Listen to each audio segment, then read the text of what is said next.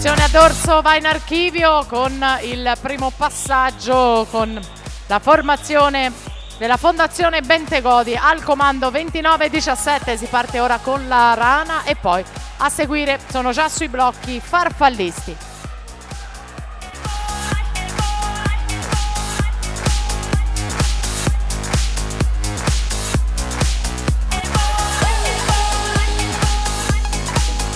Nuoto Vicenza Libertas davanti alla Leo Sport in questa seconda serie di staffetta 4x50 mista. Ricordiamo, al termine di questa gara riprenderemo col programma di premiazioni, quindi Veronica Lucchese, Katia Cagnato e Maria Chiara Girardi in zona podio, e con loro le formazioni femminili delle staffette Plentin Veneto, Leo Sport e Gabbiano.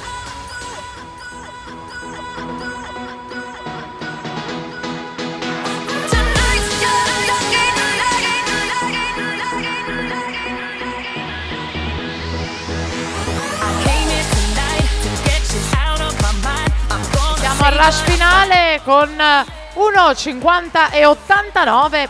La squadra del Nottoli Nuoto 74 va alla conquista della serie numero 2 e della classifica provvisoria della staffetta 4.